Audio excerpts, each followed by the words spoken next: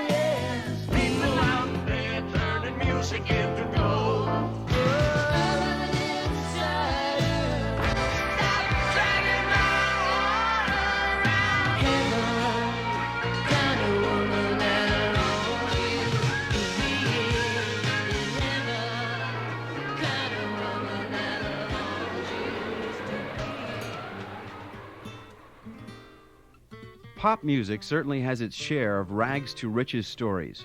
When the Buckingham Nicks LP was released in 1973, it came with no fanfare, just another faceless duo whose album was destined for the discount rack after little recognition. 8 years later, Stevie Nicks is among the vanguard of rock personalities, among the best of the female songwriters, and with Lindsey Buckingham, helped make Fleetwood Mac the supergroup of the late 70s. The list of her tunes tells the story best. Rhiannon, Crystal, Gold Dust Woman, Sarah. Her sweet husky voice is as easily identifiable as her wispy dancing stage personality. In addition to several best-selling duets with other artists, Stevie has just recorded and released an album of her own, Belladonna.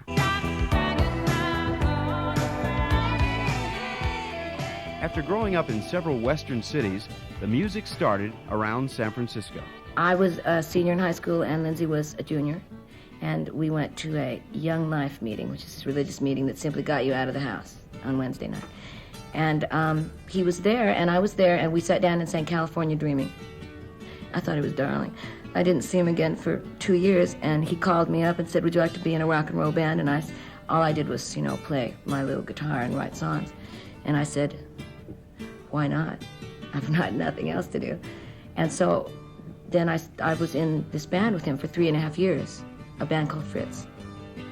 And he and I didn't start going together until that band broke up. So we played. We toured all over San Francisco, basically, but that was right in the midst of the big San Francisco music, so we opened for everybody. Jimi Hendrix, Janis Joplin. We moved from San Francisco to LA with about 9 songs that Lindsay and I had recorded on his 4-track Ampex. And we spent about a year in a little tiny room recording these songs. And when we were done, we got a deal with Polydor in about 3 months.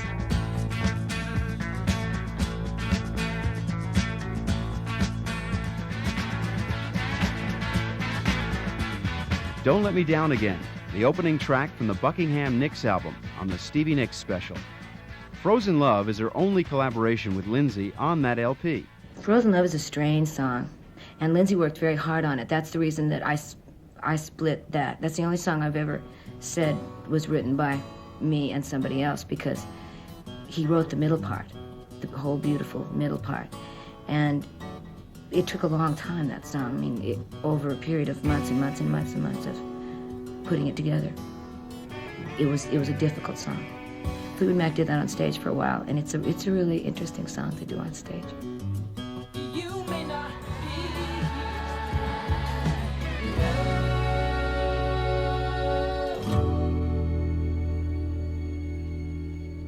Frozen Love on the Stevie Nicks special.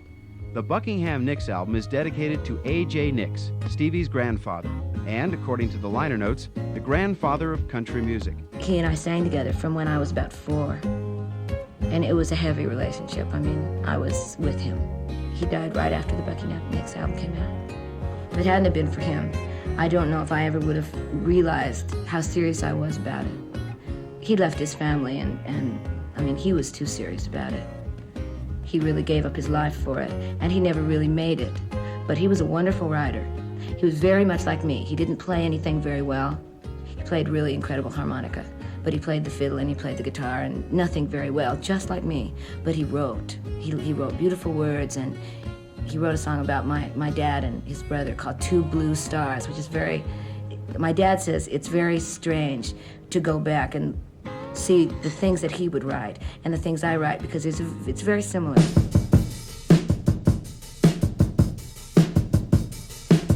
Ironically, Frozen Love was the track producer Keith Olsen chose to play for British drummer bandleader Mick Fleetwood. Mick was looking for a studio to record in, and he went out to Sound City and met Keith.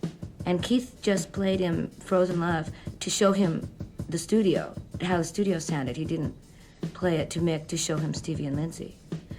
And Mick, who has an eye and an ear for new people coming into what his thing was, and said, "What are these people doing? Are they?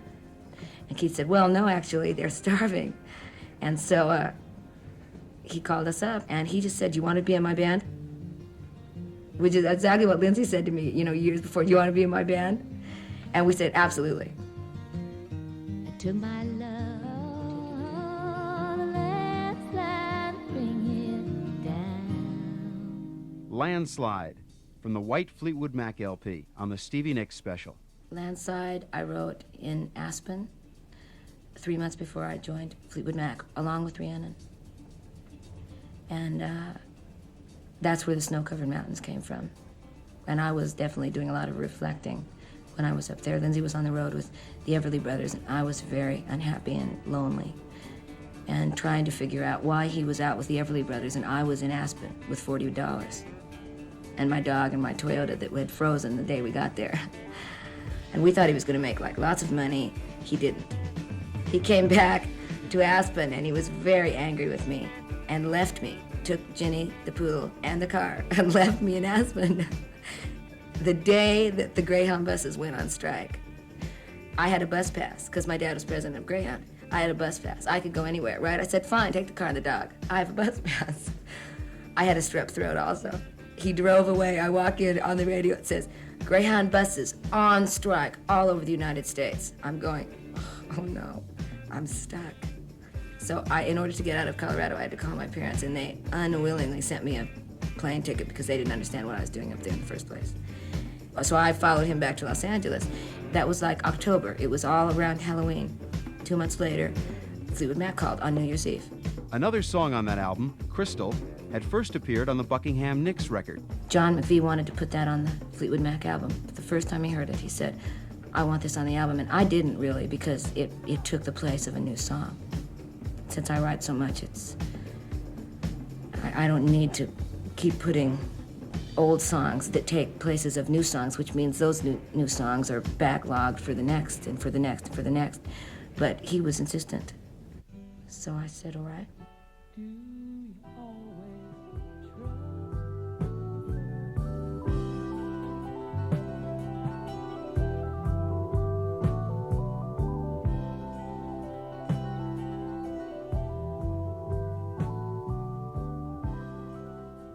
Crystal on the Stevie Nicks special from the White Fleetwood Mac album. Christine did a whole beautiful thing that I loved with her, that little piano thing all through the end of it.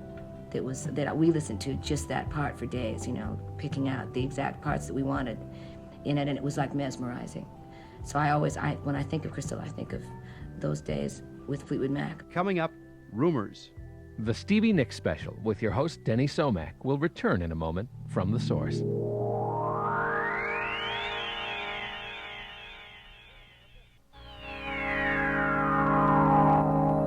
Hello, and welcome to Hour 2 of the Stevie Nicks special.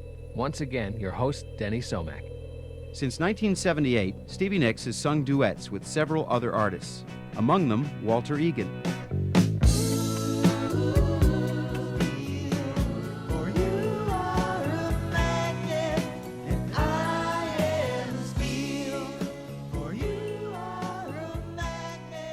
Magnet and Steel from Not Shy by Walter Egan on the Stevie Nicks Special. Her friend Kenny Loggins asked her to sing on one of his songs. He called and asked me to come over to his house, and we practiced the song for an hour, and I went away, and then he called me up a couple months later, and I flew to New York, spent 2 days with him, and we did it. And I call him Kenny Slave Driver Loggins, because he's really, boy, he knows exactly what he wants, and he got it. And my hat was off, because I'm not easy to work with when people start telling me what to do. But he knew what he wanted, and he got it. He got a really good performance, and I didn't, he nor I had any idea that that song would be anything but another really nice song.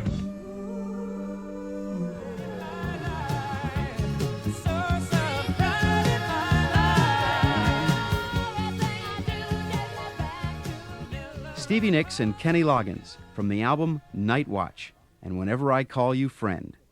Next, Bombs Away.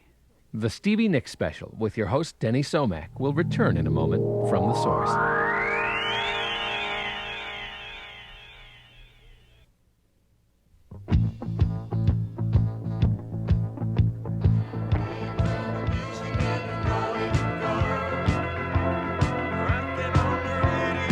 Gold from Jon Stewart's Bombs Away Dream Babies album on the Stevie Nicks Special. That was an accident. I went in to sing on the Wind song, whatever that was, and just was there and ran out and very quickly put that part on. That was not even planned. That was done in about 20 minutes, and that was as off the wall as anything else. Fleetwood Mac's Tusk album was released in 1979 after great expense and over a year in the studio. Incredibly, Stevie's song Sarah became the subject of a lawsuit with a woman who claimed she'd written it. Well, I did a deposition, Gordon did a deposition, and Sarah did a deposition. Plus Warner Brothers and a million other people did depositions. And her lawyers were just absolutely, they were blown away. They knew that we weren't lying. They knew it was my song. And so I won, but it cost a lot of money. And so I'm very angry, because I would have far rather given that money to cancer or to the Heart Association or something. Wait a minute, baby.